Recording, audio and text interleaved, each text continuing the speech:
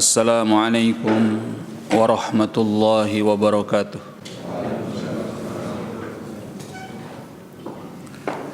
Innal hamdalillah nahmaduhu ta'ala wa nasta'inuhu wa nastaghfiruh wa na'udzu billahi min shururi anfusina wa sayyiati a'malina. من يهده الله فلا مضل له ومن يضلل فلا هادي له أشهد أن لا إله إلا الله وحده لا شريك له وأشهد أن محمدا عبده ورسوله.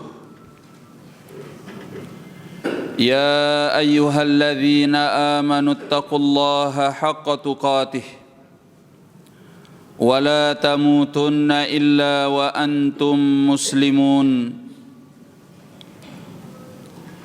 يا أيها الذين آمنوا اتقوا الله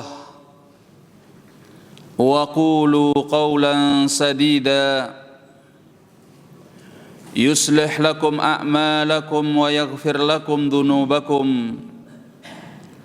ومن يطع الله ورسوله فقد فاز فوزا عظيما. أما بعد فإن أصدق الحديث كتاب الله وخير الهدي هدي محمد صلى الله عليه وسلم وشر الأمور محدثاتها فإن كل محدثة بدعة وكل بدعة ضلالة وكل ضلالة في النار. إخواني الكرام أعزني الله وإياكم. Tak henti-hentinya kita panjatkan segala puji dan syukur kehadiran Allah Subhanahu wa ta'ala yang selalu melimpahkan berbagai nikmat dan juga karunia-Nya kepada kita semua. Dan yang paling berharga di dalam hidup ini yaitu nikmat keislaman dan keimanan. Kita berharap kepada Allah semoga kita senantiasa dituntun oleh Allah di dalam kehidupan ini berada pada keimanan dan juga keislaman tersebut. Sebagaimana kita berharap kepada Allah semoga kelak ketika kita diwafatkan, kita juga diwafatkan di atas keimanan dan keislaman ini. Amin ya rabbal alamin. Semoga salawat dan salam senantiasa tercurahkan kepada Nabi besar kita, junjungan kita, dan orang yang paling harus kita cintai di muka bumi, yaitu Nabi kita Muhammad sallallahu alaihi wasallam, dan juga kepada keluarganya, sahabatnya, dan siapapun yang mau mengikuti sunnahnya sampai datangnya hari kiamat kelak. Ikhwanil kiram, para jemaah sekalian rahimani wa rahimakumullah, sebagaimana biasanya kita akan melanjutkan pembahasan pelajaran tafsir dari surat-surat pendek yang ada di akhir Al-Quran. Pada juz yang ke-29, sekarang kita masih pada surah Al-Qalam. 6. Selanjutnya yang akan kita bahas adalah pada ayat yang kelima, iya. Baik. Allah Subhanahu wa taala berfirman, A'udzu billahi minasyaitonir rajim. Fasatubsiru wa yubsirun. Maka niscaya engkau akan melihat dan mereka pun juga akan melihat. Semuanya akan menyaksikan di hari kiamat. Maksudnya siapa yang berada di atas kebenaran dan siapa yang berada di atas kebatilan. Nah, apakah mereka orang-orang yang memusuhi Nabi sallallahu alaihi wasallam dan dakwahnya yang berada di dalam kebenaran, atau beliau alaihi salatu wassalam dan para pengikutnya yang berada di dalam kebenaran? Ini semakna dengan firman Allah di dalam surat Al-Qamar ayat ke-26. Allah mengatakan, saya'lamuna ghadan manil kadzdzabul asyir. Niscaya mereka akan mengetahui pada keesokan hari, maksudnya di hari kiamat. Manil kadzdzabul asyir, siapakah pendusta yang jahat? Ya. Ini adalah tantangan dan ancaman Allah tabaraka wa taala kepada mereka. Ya.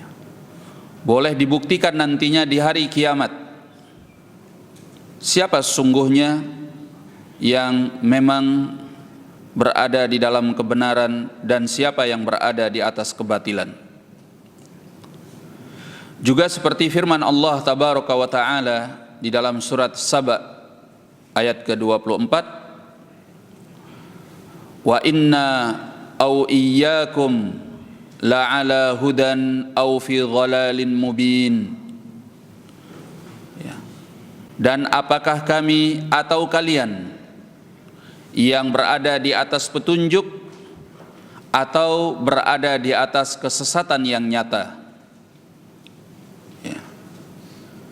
Semua nanti akan membuktikannya. Dalam sebagian penafsiran Ibn Abbas dikatakan tentang ayat ini, sata'lamu wa ya'lamuna yaumal qiyamah. Niscaya engkau akan tahu dan mereka pun akan tahu pada hari kiamat kelak. Itu maksud daripada ayat ini. Nah,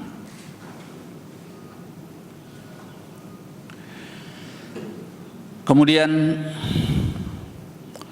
pada ayat selanjutnya Allah berfirman, bi ayyikumul maftun,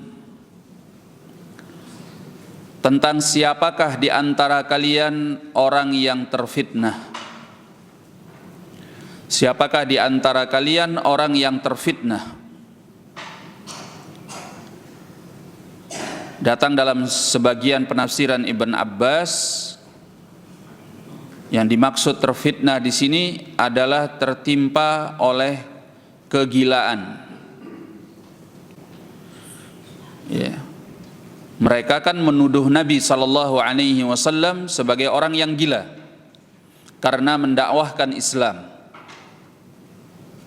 Nah, nanti pada hari kiamat kita semua akan menyaksikan siapakah sebenarnya yang gila.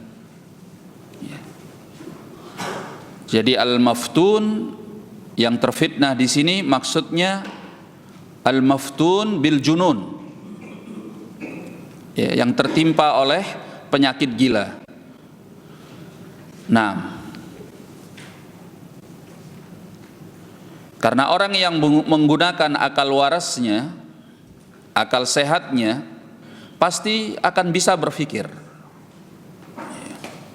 Bagaimana mungkin mereka menuduh seorang yang tadinya mereka tahu betapa indah akhlaknya, betapa jujur dirinya,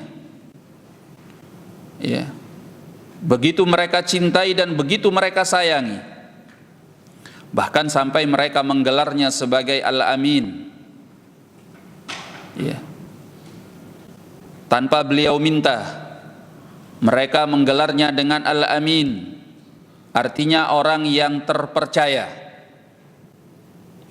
Lantas secara tiba-tiba, hanya karena dia mendakwahkan yang hak, mengajak untuk hanya beribadah kepada Allah dan meninggalkan perbuatan syirik, dengan semena-mena mereka tuduh dia sebagai orang gila. Maka sedikit saja kalau seandainya mereka mau menggunakan akalnya, yang gila adalah mereka, bukan Rasulullah sallallahu alaihi wasallam. Ya. Karena perbuatan mereka menuduh seperti itu perbuatan orang yang gila, orang yang gak waras, orang yang gak sehat akalnya. Ya. Maka Allah katakan fasatubsiru wa yubsirun bi ayyikumul maftun. Niscaya engkau akan melihat dan mereka pun akan melihat siapa di antara kalian yang terfitnah, yang tertimpa oleh penyakit gila tersebut, yaitu pada hari kiamat kelak. Nah, maka fa ikhwanil kiram rahimani wa rahimakumullah, bagi orang-orang yang beriman, ayat-ayat seperti ini membesarkan hati mereka, menguatkan jiwa mereka, meneguhkan nyali mereka, bahwasanya pembuktian ada di hari kiamat kelak. Ya. Sehingga mereka tidak perlu berkecil hati dan tidak pula perlu bersedih hati dengan tuduhan-tuduhan yang tak berdasar tersebut. Nah,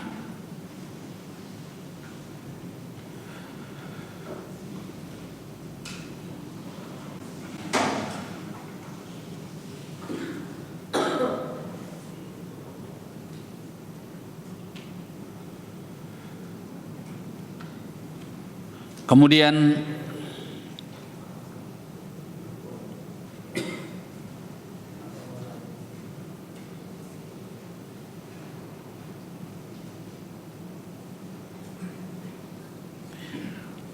di ayat yang selanjutnya Allah berfirman, inna rabbaka huwa a'lamu biman dhalla an sabilihi wa huwa a'lamu bil muhtadin. Sesungguhnya Rabbmu dialah yang lebih tahu tentang siapa yang sesat dari jalannya, dan dia pula yang lebih tahu tentang siapa yang mendapatkan petunjuk. Nah, karena Allah tabaraka wa ta'ala la yakhfa alaihi syai', ya. Tidak ada sesuatu pun yang tersembunyi dari Allah. Ya. Dan Allah tabaraka wa ta'ala dengan pengetahuannya yang maha luas, yang tanpa batas, pengetahuan yang mutlak, tidak akan bisa dikelabui dan dibohongi oleh siapapun. Ya. Mereka keliru kalau mereka menganggap bahwasanya Allah tabaraka wa ta'ala tidak mengetahui tuduhan-tuduhan dan perbuatan-perbuatan mereka. Nah, maka pembuktiannya semua ada di hari kiamat kelak. Oleh karena itu, dengan ayat seperti ini Allah tabaraka wa ta'ala ingin menguatkan Nabi-Nya sallallahu alaihi wasallam dan orang-orang yang beriman bahwasanya Allah tidak pernah lalai dari segala tipu daya dan makar orang-orang kafir tersebut. Ya. Allah lebih tahu tentang siapa yang sesat dari jalannya dan siapa pula yang mendapatkan petunjuk darinya. Bahkan Lebih daripada itu, Allah tabaraka wa ta'ala yang maha tahu siapa orang yang memang pantas untuk mendapatkan hidayah tersebut, sehingga dia dibahagiakan oleh Allah dunianya dan akhiratnya, dan siapa pula di antara manusia yang memang tidak pantas untuk mendapatkan hidayah, sehingga dia tersesat daripada jalan Allah subhanahu wa ta'ala. Ini mutlak adalah pilihan Allah, bukan pilihan kita. Ya. Ketika seorang hamba berjalan di atas hidayah karena dia dipilih oleh Allah. Sebagaimana ketika seorang hamba tersesat dari jalan Allah, itu juga karena pilihan Allah yang menyesatkannya. Ya. May yahdillah fala mudhillalah wa man yudlil fala hadiyalah. Barang siapa yang diberi hidayah oleh Allah, maka tidak akan ada yang bisa menyesatkannya, dan barang siapa yang disesatkan oleh Allah, maka tidak akan ada yang bisa memberi hidayah kepadanya. Nah, oleh karena itu kita harus benar-benar menjaga hidayah Allah bila kita telah ditunjukkan oleh Allah kepada jalannya. Ya. Orang yang tidak menjaga hidayah Allah yang sudah Allah anugerahkan kepada dirinya, maka dikhawatirkan Allah tabaraka wa ta'ala mencabut kembali hidayah tersebut. Ya. Sehingga dia kembali disesatkan oleh Allah karena dia tidak pandai menjaga hidayah dari Allah subhanahu wa ta'ala. Naam. Maka ikhwanil kiram, a'azzani Allah wa iyyakum, para ulama menjelaskan tentang asbabul hidayah yang terdapat di dalam Al-Quran dan Sunnah Nabi sallallahu alaihi wa ala alihi wasallam. Pintu-pintu hidayah itu banyak. Maka siapapun yang menginginkan hidayah dari Allah tabaraka wa ta'ala, maka hendaklah dia memasuki pintu-pintu tersebut. Di antara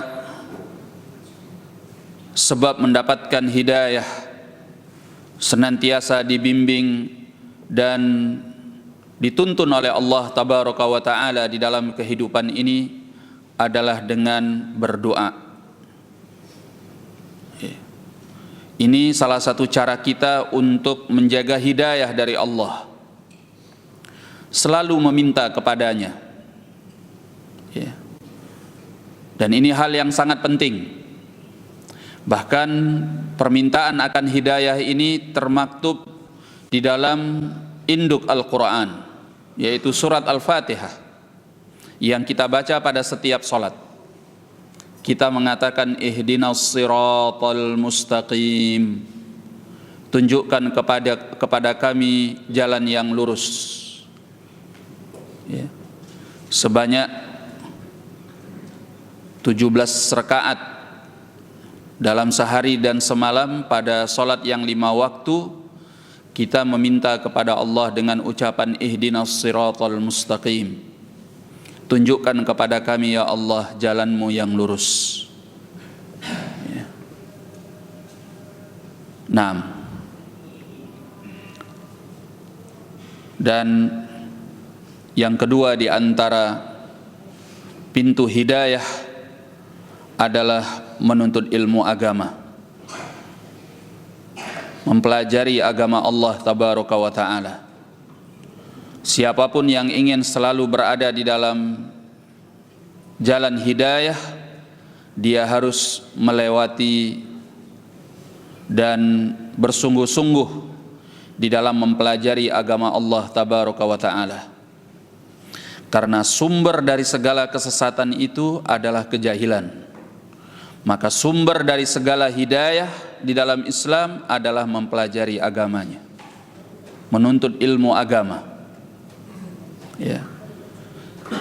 Nah, barang siapa yang sudah ditunjukkan oleh Allah kepada jalan sunnah, lalu dia tidak mau mempelajari agamanya, mempelajari sunnah Nabi sallallahu alaihi wasallam, hanya cukup dengan memakai atributnya saja, tidak akan selamat di dalam petunjuk ini. Ya. Maka orang yang seperti ini yang paling gampang kemudian akan disesatkan oleh syaitan karena kejahilannya. Ya. Maka menuntut agama itu adalah sabilul hidayah, jalan hidayah. Ya. Kita belajar agama untuk menjaga agama tersebut tetap ada pada diri kita. Dan terlalu banyak di dalam sunnah Nabi sallallahu alaihi wasallam, bahkan sebelumnya di dalam Al-Qur'anul Karim, yang bahkan kita sudah sering mendengarnya, tentang ayat dan hadis-hadis yang menuntut kita untuk selalu belajar tentang agama. Ya. Di antaranya adalah firman Allah tabaraka wa ta'ala, yarfa'illahu alladhina amanu minkum walladhina utul ilma darajat.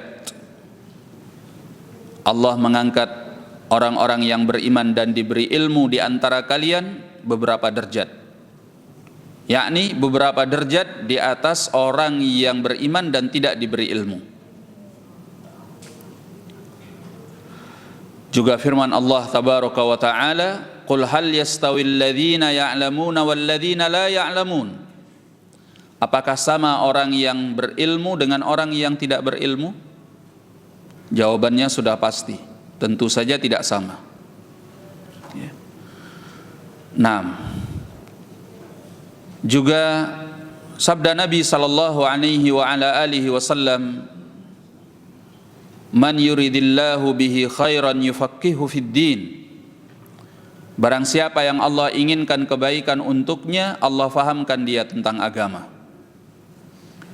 Juga sabda Nabi sallallahu alaihi wasallam, man salaka tariqan yaltamisu fihi ilman sahalallahu bihi tariqan ilal jannah. Barang siapa yang menempuh sebuah jalan yang padanya dia menuntut ilmu, Allah mudahkan kepadanya jalan menuju surga. Dan dalil-dalil yang lain yang ma'ruf, yang sering kita dengar tentang tuntunan agama untuk kita senantiasa menuntut ilmu. Ini adalah jalan hidayah, pintu hidayah. Nah, oleh karenanya orang-orang yang hijrah, yang katanya hijrah, ya, gayanya hijrah, tapi kemudian tidak belajar ilmu agama secara baik, kemungkinannya salah satu dari dua hal. Pertama, dia akan masuk ke dalam aliran dan pemahaman-pemahaman sesat pada kelompok-kelompok Islam yang menyimpang daripada Al-Quran dan Sunnah Nabi Sallallahu Alaihi Wasallam. Atau kemungkinan yang kedua, dia akan kembali lagi ke pola hidup jahiliyah yang sudah dia tinggalkan sebelumnya. Ya. Dia tidak akan bertahan di dalam hijrahnya karena nggak punya ilmu. Ya. Dan yang lebih parah, sebagian orang tidak sadar bahwa dia kembali kepada tuntunan-tuntunan atau pola hidup yang bertentangan dengan Islam, tapi dia menyangka bahwa itu adalah bahagian dari Islam. Ya. Karena dipoles oleh sebagian orang, sebagian tokoh, sebagian dai, bahwa seperti itulah yang Islami. Karena kejahilannya dia menyangka, oh iya nih, ini yang Islami. Padahal dia bukan hijrah dari keburukan kepada kebaikan, tapi dari keburukan kepada keburukan yang lain. Allahul musta'an. Baik. Yang ketiga daripada pintu hidayah, sebenarnya pintu hidayah itu banyak, Ya, mungkin bukan ini majelisnya yang tepat untuk kita mengungkapkan hal-hal tersebut, tapi paling tidak kita sebutkan 3 di antaranya. Ya. Yang pertama berdoa kepada Allah, yang kedua menuntut ilmu, yang ketiga tentu mengamalkannya. Ya. Atamuruna an-nasa bil birri wa tansawna anfusakum wa antum tatluna al-kitab afala ta'qilun. Kata Allah tabaraka wa ta'ala, apakah kalian merintahkan kepada yang baik, memerintahkan manusia kepada yang baik, sedangkan kalian melupakan diri kalian sendiri? Apakah kalian tidak berakal? Kata Allah. Ya. Ini teguran Allah, peringatan Allah mengenai ahlul kitab yang mengajak kepada kebaikan tetapi tidak mengamalkannya. Ya. Nah, kita umat Islam jangan mengulang sejarah yang sama. Ya. Kita jangan seperti ahlul kitab, terutama Yahudi, yang berilmu tapi tidak beramal. Dan jangan pula seperti Nasara yang rajin beramal tapi tidak berilmu. Umat Islam itu harus berilmu dan juga mengamalkan ilmunya. Siapapun di antara umat Islam yang hanya maunya ibadah saja, tidak mau berilmu, maka dia seperti orang Nasrani. Gak ada bedanya dia dengan orang Nasrani dalam hal ini. Ya. Atau yang hanya berilmu dan tidak mau mengamalkan, dia seperti orang Yahudi. Tidak ada bedanya dia dengan orang-orang Yahudi dalam hal ini. Umat Islam itu dia mempunyai kriteria yang begitu kuat di dalam kebaikan. Pertama, mereka berilmu, yang kedua mengamalkan ilmunya. Nah, Allah mengatakan juga di dalam Al-Quran, ya ayyuhalladzina amanu lima taquluna ma la taf'alun kabura maqtan indallah an taqulu ma la taf'alun. Wahai orang-orang yang beriman, kenapa kalian mengucapkan apa yang kalian tidak memperbuatnya? Allah marah besar ketika kalian mengucapkan apa yang tidak kalian perbuat. Baik, kita tambahi satu lagi, karena ini juga termasuk hal yang sangat penting di dalam menjaga hidayah Allah. Yang keempat yaitu menjaga pergaulan. Menjaga pergaulan. Ya, menjaga circle untuk kita berinteraksi secara intens. Hendaknya kita berada pada lingkungan yang tepat, pada teman yang tepat, supaya kita tidak gampang terpengaruh dengan pemikiran-pemikiran yang menjauhkan kita dari hidayah Allah tabaraka wa ta'ala. Ya.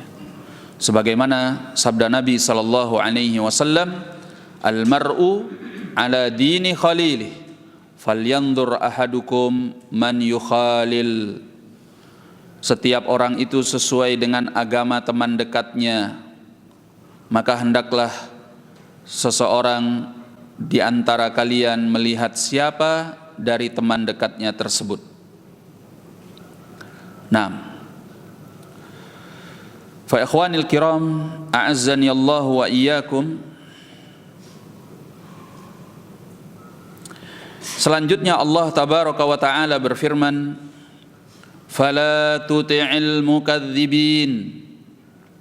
Maka janganlah engkau mentaati orang-orang yang mendustakan tersebut. Ya. Orang-orang yang mendustakan dari kalangan kuffar, musyrikin. Ya. Di masa Nabi sallallahu alaihi wasallam, mereka adalah pemuka-pemuka Quraisy yang tidak mau beriman kepada Allah dan juga Rasulnya sallallahu alaihi wa ala alihi wasallam.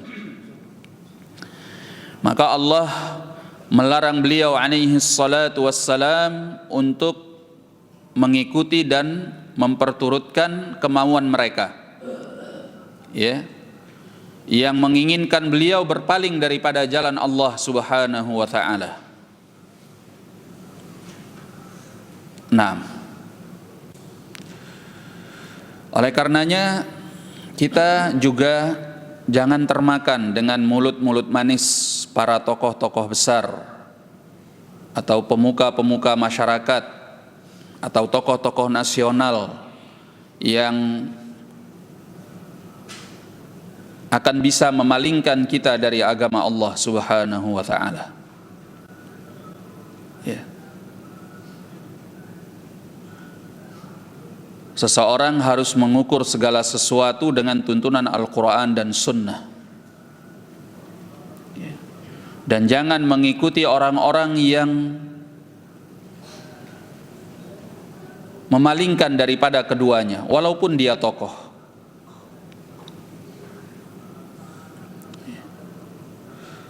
Nabi sallallahu alaihi wa ala alihi wasallam diingatkan oleh Allah tabaraka wa taala, fala tuti'il mukadzibin, dan jangan engkau mengikuti, mentaati orang-orang yang mendustakan agamanya. Karena kita ini gampang sekali tersilaukan oleh tokoh-tokoh tersebut, para pendusta agama, karena mulut-mulut manis mereka atau janji-janji kampanye mereka, atau retorika mereka, atau segala sesuatu yang memukau dari mereka.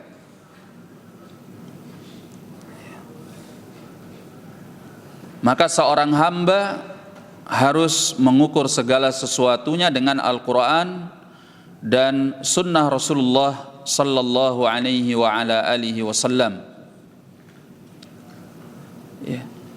Jangan gampang tertipu dengan para pendusta itu, orang-orang yang mendustakan agama Allah tabaraka wa ta'ala, walaupun mereka adalah para tokoh.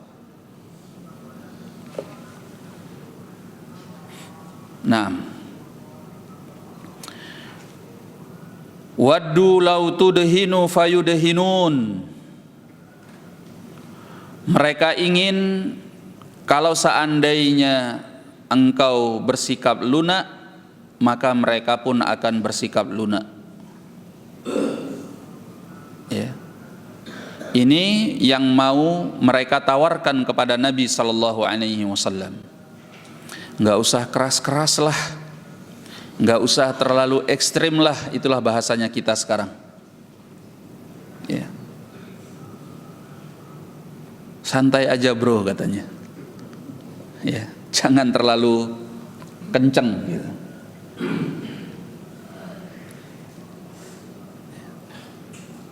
Sehingga bisa berkompromi, bisa melunak kepada mereka dan kepada prinsip mereka yang mendustakan agama. Ini yang berbahaya.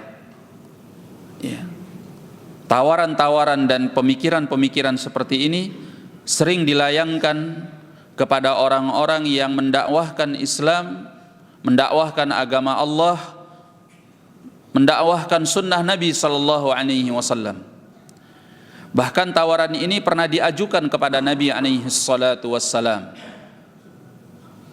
Makanya Allah sebutkan di sini, waddu law tudhinu fayudhinun. Mereka ingin kalau seandainya engkau bersikap lunak, maka mereka pun akan bersikap lunak. Engkau berbasa-basi kepada mereka dan mereka pun akan berbasa-basi kepadamu.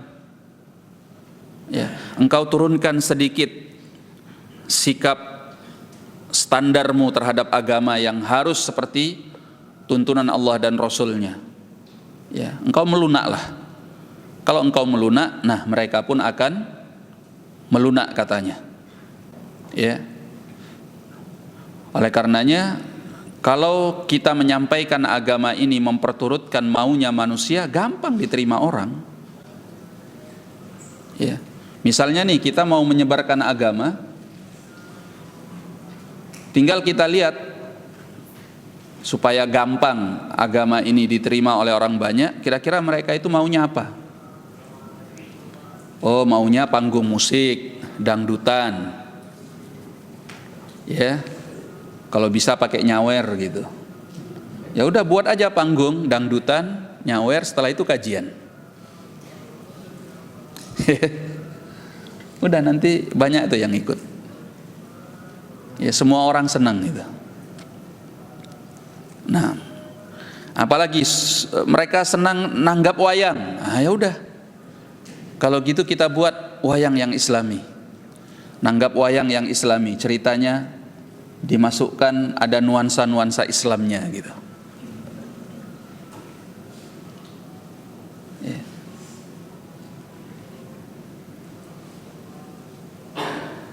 Jadi kalau kita mau memperturutkan kemauan banyak orang, ya agama ini mungkin akan diterima, tapi bukan seperti apa yang diinginkan oleh Allah dan Rasulnya sallallahu alaihi wasallam. Ya. Ya seperti apanya mau kebanyakan orang. Ya. Oleh karenanya keberhasilan sebuah dakwah itu tidak dilihat kepada banyaknya orang yang mengikuti dakwah tersebut. Ya. Kita jangan gampang silau. Masya Allah, dakwah kita sudah besar, berkembang sekarang ini. Oh iya, iya. Buktinya apa? Oh iya, banyak yang mengikuti, banyak yang kajian, banyak yang ini. Ya.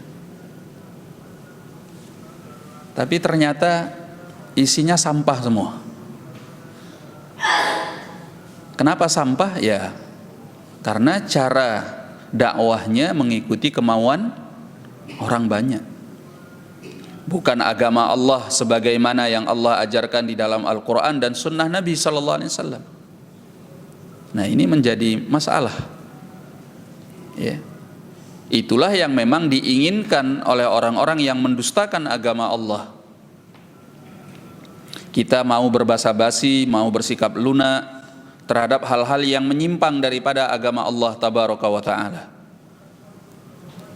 Ya. Oleh karenanya barakallahu fikum, ya, di satu sisi kita menyampaikan agama Allah ini harus sesuai dengan prinsip-prinsip agama. Ya.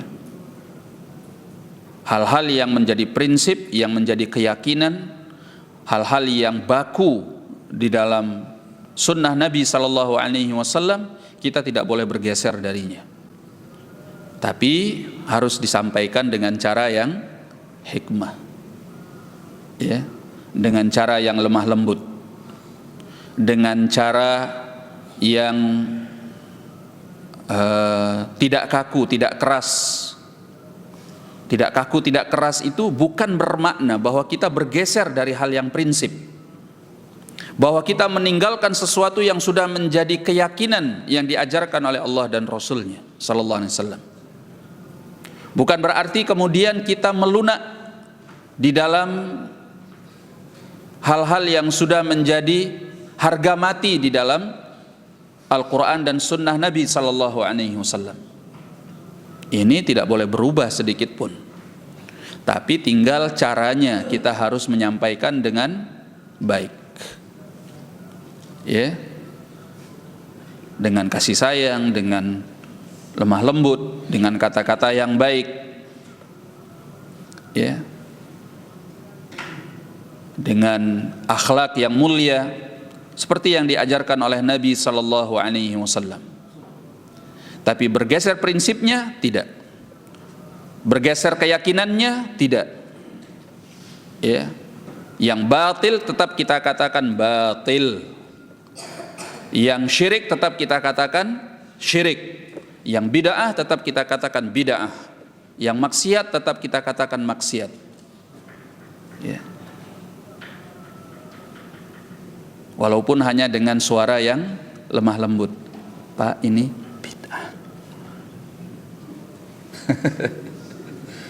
Ya, nggak mesti harus kenceng gitu, nggak mesti harus suaranya menggelegar, nggak apa-apa suaranya pelan, yang penting ini bid'ah, syirik, nah gitu.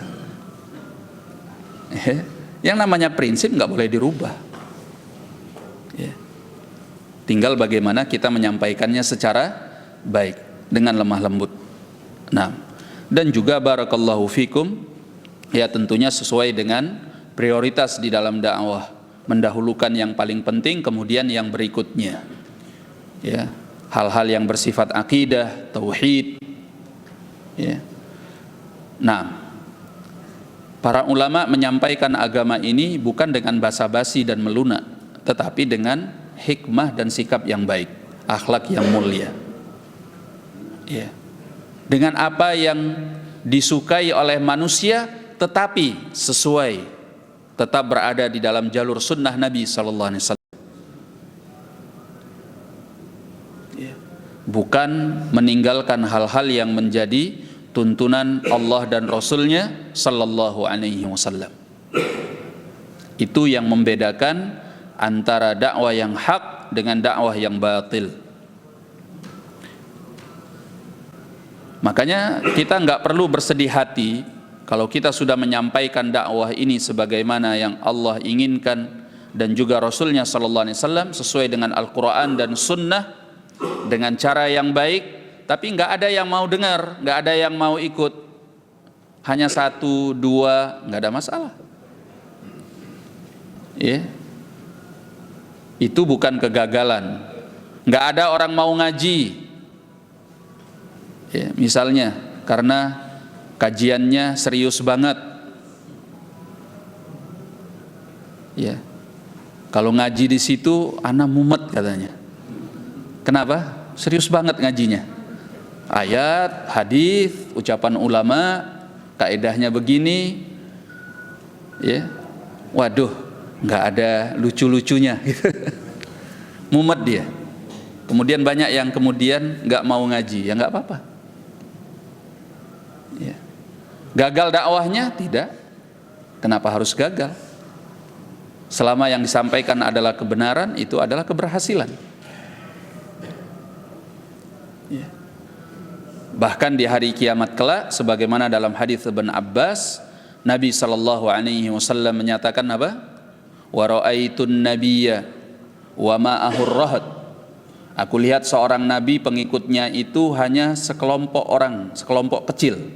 Ar-rahad itu antara bilangan 3 sampai 10. Wa ra'aitun nabiyya wa ma'ahur rajulu war rajulan. Dan aku melihat pula seorang nabi, dia punya 1-2 orang pengikut saja. Bahkan kata beliau, wa ra'aitun nabiyya wa laysa ma'ahu ahad. Bahkan aku melihat seorang nabi, tidak ada seorang pun yang mengikuti dia. Apakah nabinya gagal? Enggak. Tapi umatnya yang brengsek itu. Ya, barakallahu fikum. Bukan nabinya yang gagal, umatnya memang yang parah. Nah, barakallahu fikum. Jadi kata Allah, waddu law tudhinu fayudhinun. Law tudhinu fayudhinun. Mereka ingin kalau seandainya engkau melunak, dan mereka pun melunak. Ya. Di sini berbeda, ada sedikit perbedaan di kalangan para ulama tentang maknanya. Sebagian mengatakan lau turakhisu fayurakhisun. Ya. Maknanya kalau seandainya engkau mau memberikan keringanan di dalam beragama, maka mereka akan memberikan keringanan. Ya. Jadi beragama itu dipilih-pilih, yang mudah aja, yang ringan aja, yang sesuai dengan hawa nafsu saja, maka mereka juga akan memberi keringanan. Artinya mereka akan mau mengikutinya. Sebagian mengatakan maksud lau tudhinu fayudhinun, ay lau takfuru fayakfurun.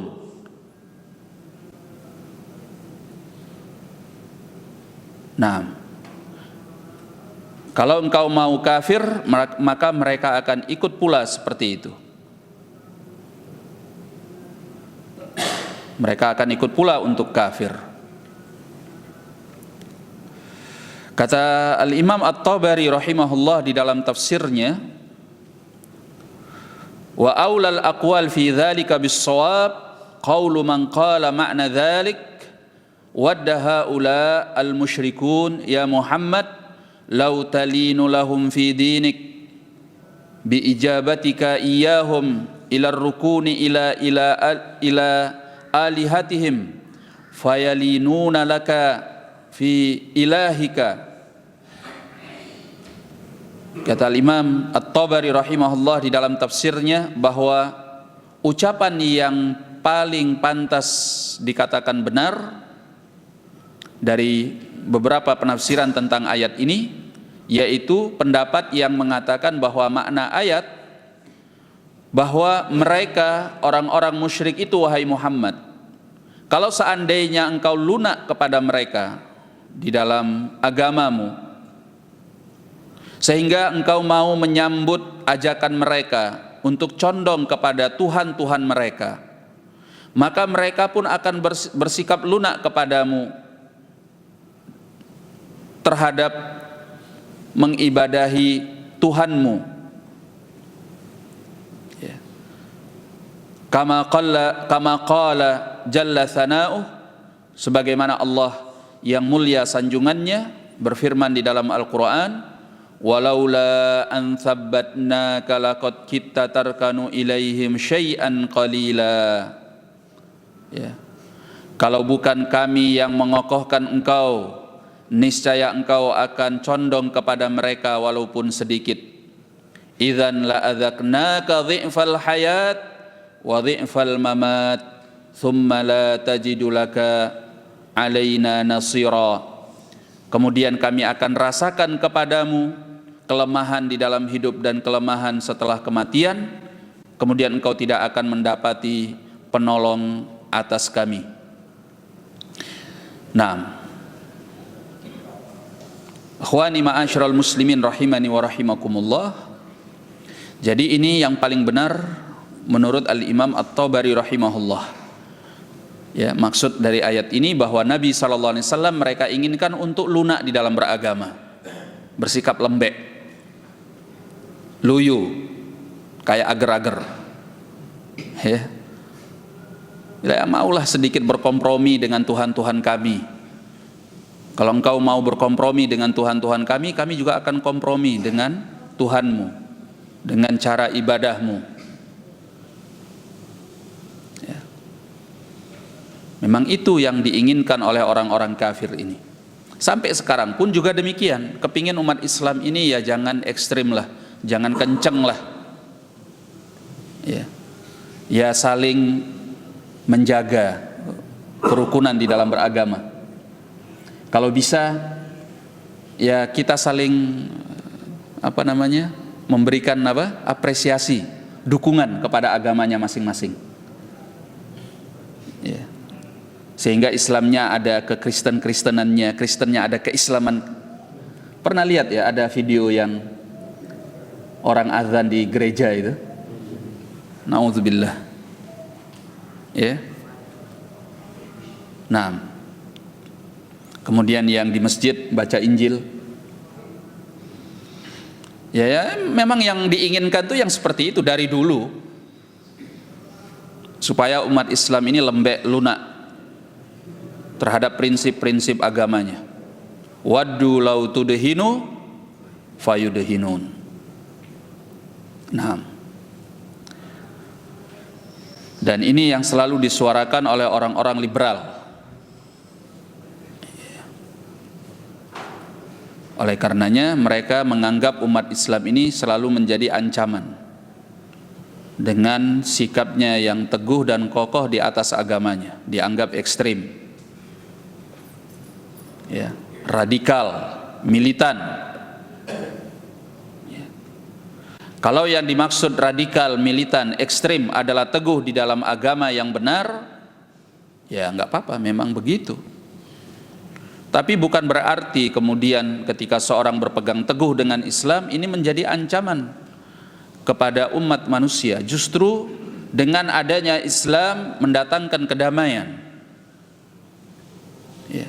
Islam memberikan batasan-batasan yang jelas dalam hal beragama, di dalam hal berinteraksi, di dalam hal bersosial, ya, semuanya sudah diatur di dalam Islam. Tapi kalau kita harus meninggalkan prinsip-prinsip agama, tidak. Ya, itu hal yang tidak boleh ditawar, sudah harga mati.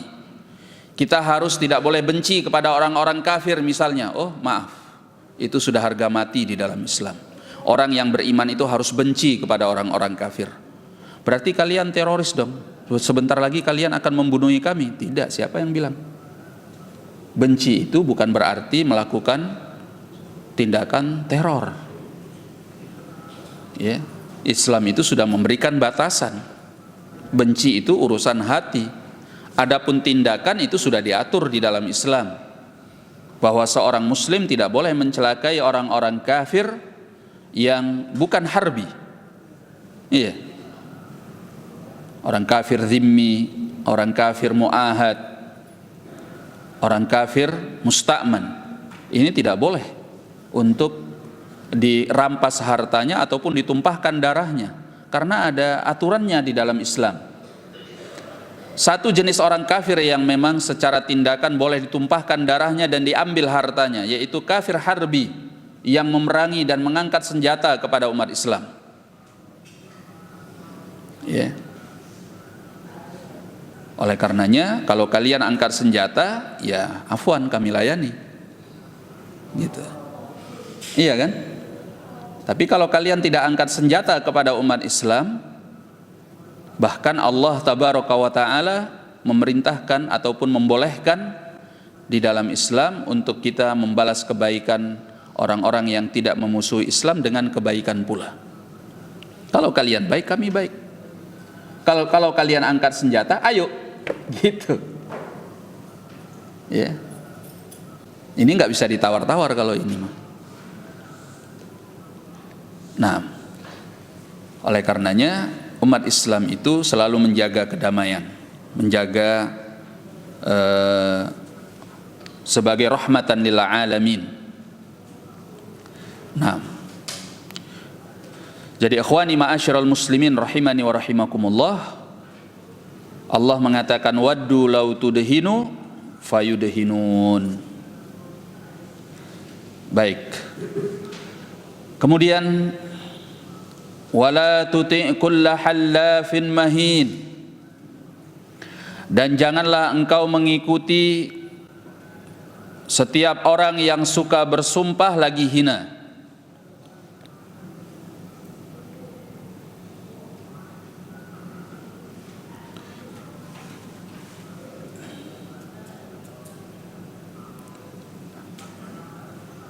Nah, halaf itu artinya yang suka bersumpah, yang banyak bersumpah. Mahin,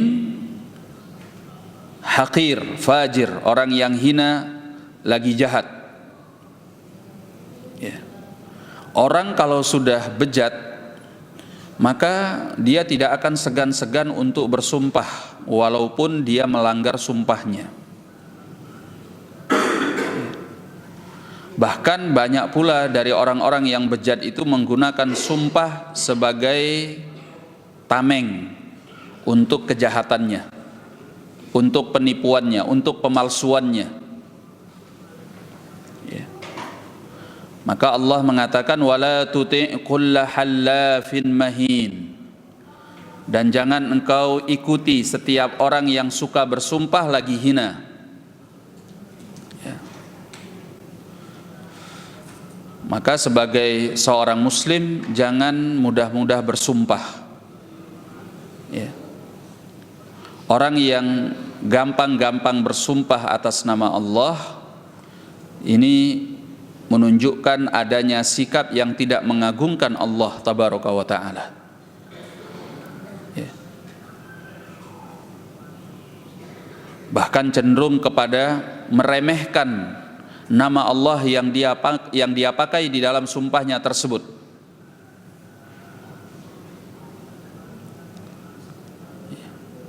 Bagaimana mungkin Anda seorang mukmin bersumpah dengan nama Allah dalam hal-hal yang bahkan remeh, ya, sepele.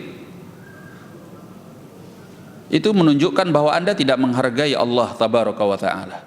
Karena sumpah itu artinya bahwa Anda menggunakan nama Allah karena Anda mengagungkannya, memuliakannya untuk sesuatu yang serius, yang besar, ya. Tapi kalau kemudian Anda pakai setiap Anda ngomong bersumpah, terutama orang Arab itu, ini kebiasaan. Ya wallahi, wallahi katanya, demi Allah, demi Allah. Ngapain? Anda tidak menghargai Allah. Ya. Makanya ini juga termasuk di dalam pembahasan kitab tauhid, ya. Seorang hamba jangan gampang-gampang bersumpah. Nah, kecuali untuk sesuatu yang penting, sesuatu yang serius, sesuatu yang menunjukkan Anda ingin memberikan penegasan di situ bahwa ini hal yang betul-betul perlu diperhatikan, maka bersumpah tidak mengapa.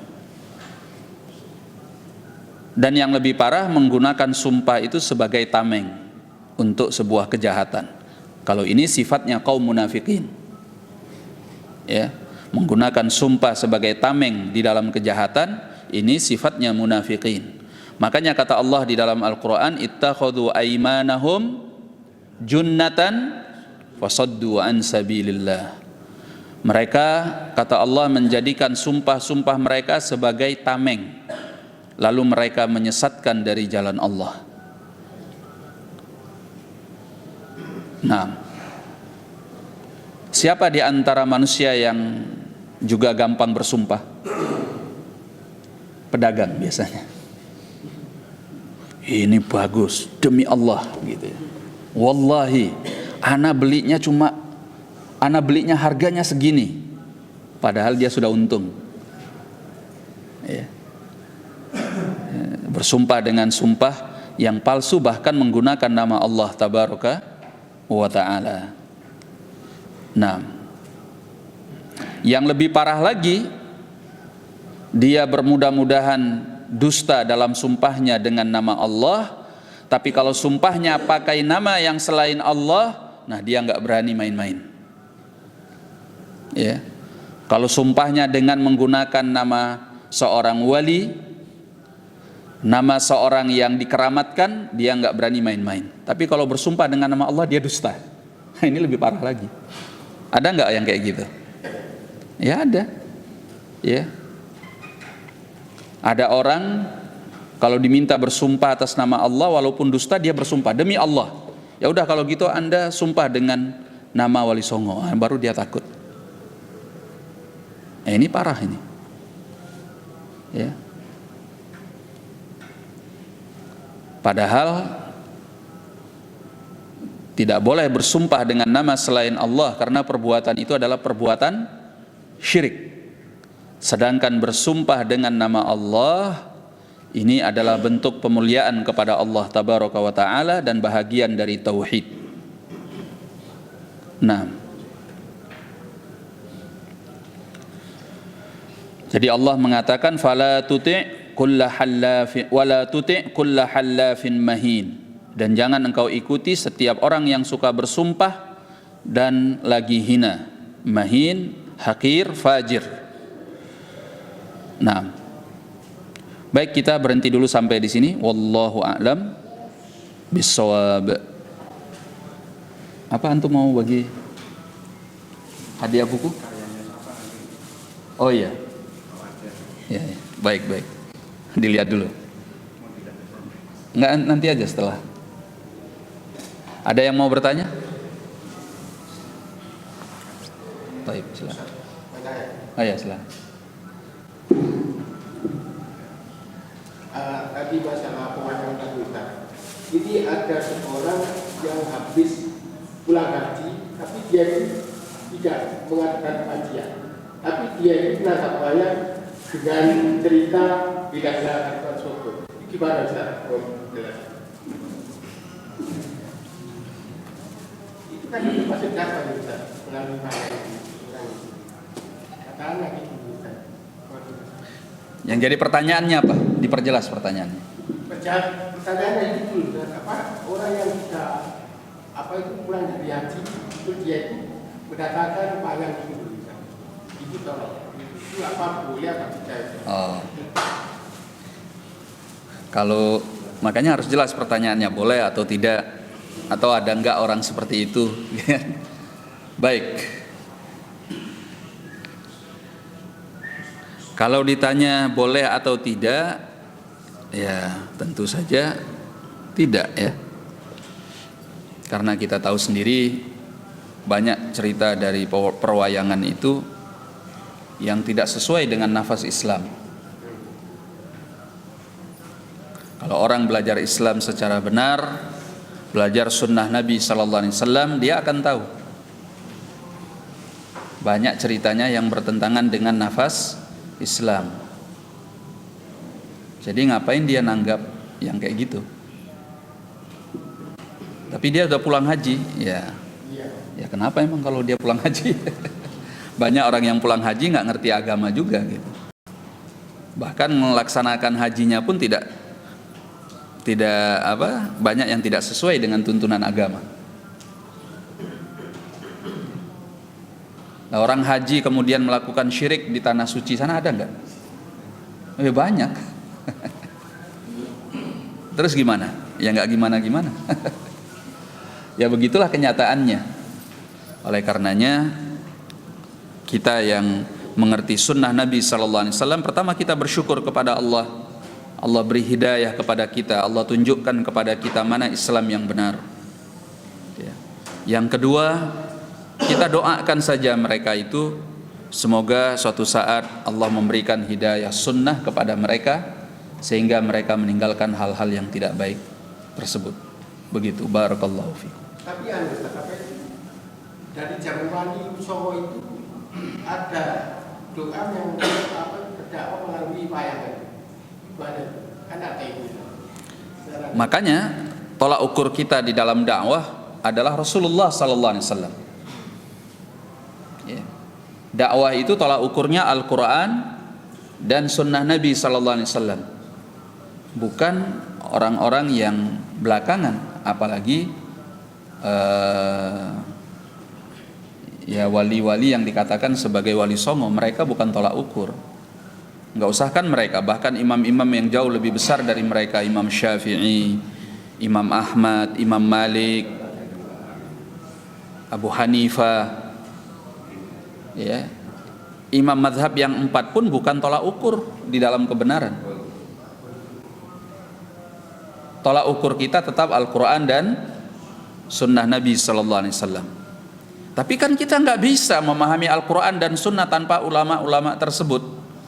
Ya, sehingga kita sering dituduh sebagai orang-orang yang ekstrim, tidak mau ikut ulama karena hanya mau ikut Al-Quran dan Sunnah. Enggak kayak gitu. Yang bilang kayak gitu siapa? Kita mengikuti Al-Quran dan As-Sunnah sesuai dengan apa yang dibawa oleh para ulama kita. Ya. Kita ngerti Al-Quran dan Sunnah itu pun dari ajaran mereka, dakwah mereka, ilmu mereka. Mereka tahu dari mana? Dari guru-guru mereka, yang para ulama juga sebelumnya, sampai jenjangnya nanti kepada para sahabat Rasulullah Sallallahu Alaihi Wasallam. Ya. Tapi ketika kita mempelajari agama ini lewat para ulama, bukan berarti para ulama tersebut menjadi tolak ukur bahwa segala sesuatunya mereka barometernya. Tidak, mereka pun tidak mengajarkan itu. Al-Imam Ahmad, Al-Imam Malik, Al-Imam Syafi'i, Al-Imam Abu Hanifah, Al-Auza'i, ya Ats-Tsauri, Ibn Uyainah, dan para ulama yang lain di masa lampau, nggak ada yang mengajarkan bahwa tolak ukur kebenaran itu adalah sosok mereka, enggak. Tapi justru mereka mengajarkan tolak ukur kebenaran itu adalah Al-Quran dan Sunnah Rasulullah Sallallahu Alaihi Wasallam. Mereka hanya jembatan untuk kita memahami Al-Quran dan Sunnah. Nah, kalau ada di antara apa yang mereka sampaikan, apa yang mereka ajarkan, apa yang mereka dakwahkan itu tidak sesuai dengan Al-Quran dan Sunnah, mereka juga tidak mengajari kita untuk fanatik kepada mereka. Ambil Al-Quran dan Sunnah itu, tinggalkan pendapat mereka. Itu ajaran mereka. Sehingga kata Imam Syafi'i rahimahullah, idza sahhal hadits fahuwa madhhabi. Kalau hadisnya sahih, maka itu madhabku. Ya. Dan imam-imam yang lain juga sama. Apalagi Wali Songo. Mereka bukan tolak ukur di dalam menentukan kebenaran. Tolak ukur kebenaran itu tetap Al-Quran dan Sunnah Nabi Sallallahu Alaihi Wasallam dengan pemahaman salaf, sahabah, at-tabi'in, dan atba'ut tabi'in. Ya. Tapi buktinya mereka dakwahnya berhasil dengan cara seperti itu. Makanya saya katakan tadi, tolak ukur keberhasilan itu apa? Kalau tolak ukur keberhasilan itu dakwahnya hanya semata-mata banyak orang yang mengikuti, ya maaf, di antara para nabi itu ada yang bahkan tidak punya pengikut. Apakah nabinya gagal? Enggak. Makanya saya katakan tadi, bukan nabinya yang gagal, umatnya yang parah. Sampai enggak mau beriman kepada nabinya yang mengajak kepada agama Allah tabaraka wa ta'ala. Jadi keberhasilan dakwah itu bukan karena yang ngikuti dakwahnya banyak. Keberhasilan dakwah itu ketika dilihat bahwa dakwah ini mengembalikan manusia kepada agama Allah. Walaupun yang ngikut cuma 1-2 orang. Apa artinya yang ngikut ribuan orang tetapi mereka tidak terwarnai untuk kembali kepada agama Allah secara benar?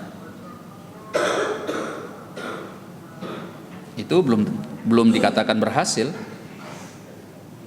Ya. Maka dikatakan berhasil kalau dakwah tersebut mewarnai orang-orang yang mengikutinya kepada agama Allah. Tapi kan yang diajarkan Islam, Ustaz. Mereka kan membawa Islam. Ya benar, Islam seperti apa? Kan kita kepingin Islam itu yang benar-benar murni sesuai dengan keinginan Allah dan Rasulnya Sallallahu Alaihi Wasallam, bukan dengan keinginan yang lain. Begitu.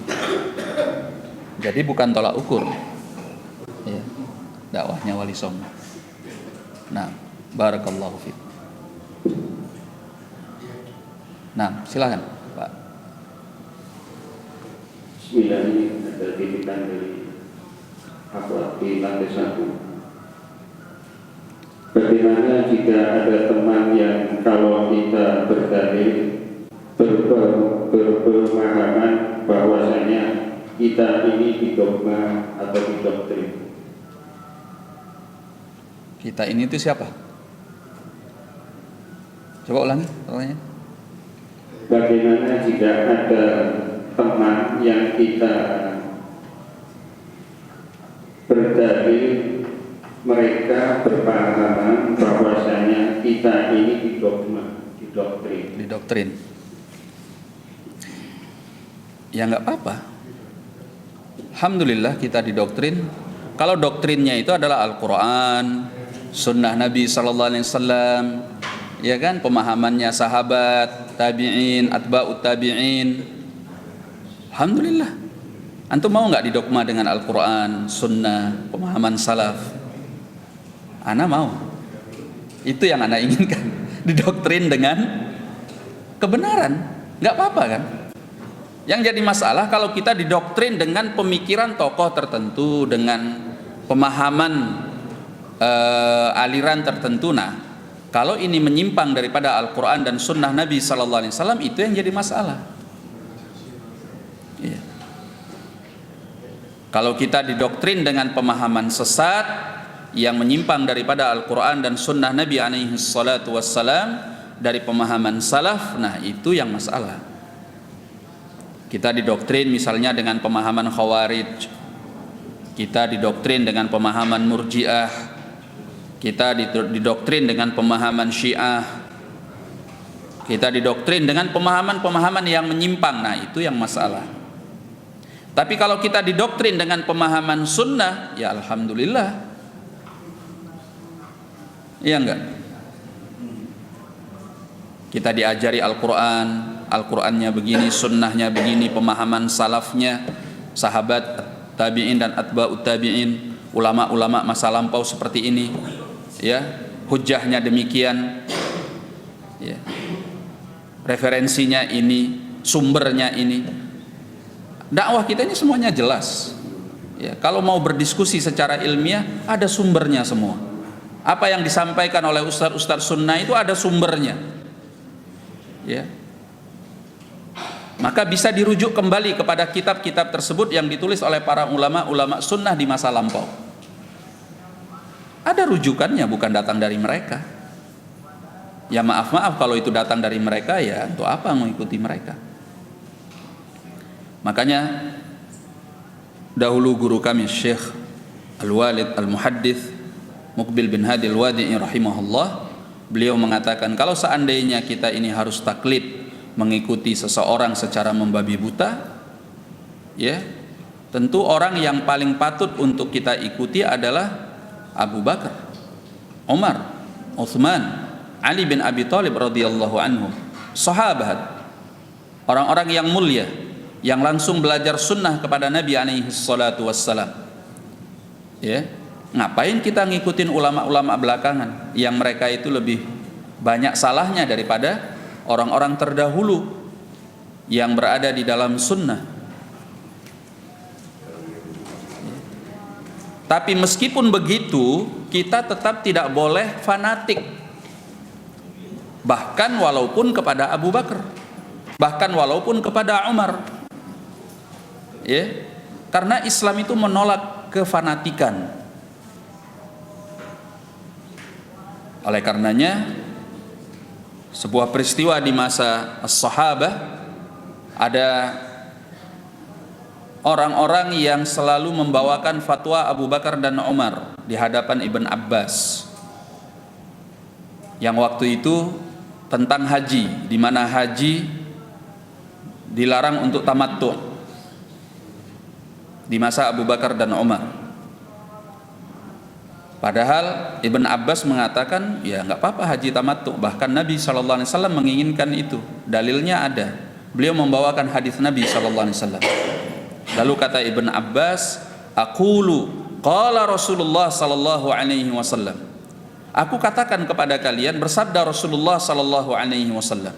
Wa taquluna qala Abu Bakrin wa Umar. Sementara kalian membantah dengan mengatakan berkata Abu Bakar, berkata Umar.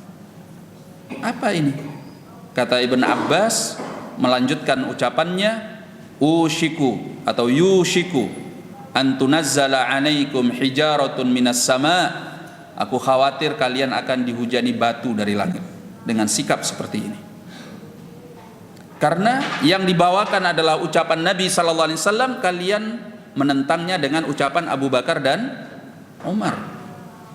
Itu enggak benar di dalam Islam, ya. Kalau ucapan Abu Bakar dan Umar saja tidak boleh dipertentangkan dengan sunnah Nabi SAW, apalagi ucapan yang selainnya. Lebih tidak pantas untuk menjadi bahan sanggahan terhadap sunnah Rasulullah SAW. Ya. Lalu pemahaman kita mengikuti as-sahabah itu apa? Yang diikuti dari sahabat tersebut adalah pemahaman prinsipnya di dalam beragama, bukan pendapat pribadinya, bukan ijtihad fatwanya, tapi pemahaman prinsipnya di dalam beragama. Itu yang kita ikuti. Ilmunya yang mereka pelajari dari sunnah Nabi SAW, itu yang kita ikuti, bukan ijtihad dari pendapatnya, dari fatwanya. Karena ijtihad dari fatwanya atau pendapatnya itu bisa salah. Bahkan di antara mereka pun terjadi perselisihan pendapat dalam hal-hal tertentu, terutama masalah-masalah yang bersifat fikih atau ibadah. atau cabang-cabang dari akidah yang bukan prinsip. Ya, terjadi khilaf. Nah, kalau terjadi khilaf di kalangan para sahabat, maka kita pilih mana yang lebih dekat kepada kebenaran, yang lebih dekat kepada sunnah Rasulullah sallallahu alaihi wasallam, karena bagaimanapun sahabat itu adalah manusia biasa.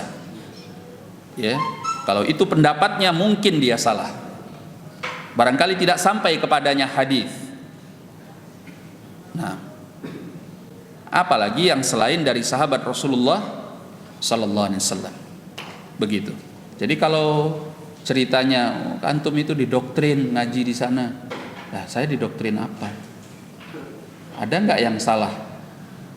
Buktikan kepada kami bahwa apa yang kami kaji itu ada yang salah, bertentangan dengan Al-Quran, As-Sunnah, dan pemahaman As-Sahabah, At-Tabi'in, Atba'ut Tabi'in, pemahaman salaf orang-orang terdahulu. Nah, kalau ada yang salah, ya alhamdulillah, ahlan wa sahlan, kita akan merubah, kita akan kembali kepada yang benar gitu. Tapi kalau nggak ada yang salah karena semata-mata tidak sesuai dengan ajaran tokoh kalian, ya afwan, kami memang suka didoktrin dengan sunnah Nabi sallallahu alaihi wasallam. Begitu. Barakallahu fiik. Itu ya. Ada yang lain? Udah. Baik. Ada yang lain? Ada yang mau bertanya? Kalau tidak ada, kita cukupkan dulu. Wallahu a'lam bis-shawab, billahi taufik. Assalamualaikum warahmatullahi wabarakatuh.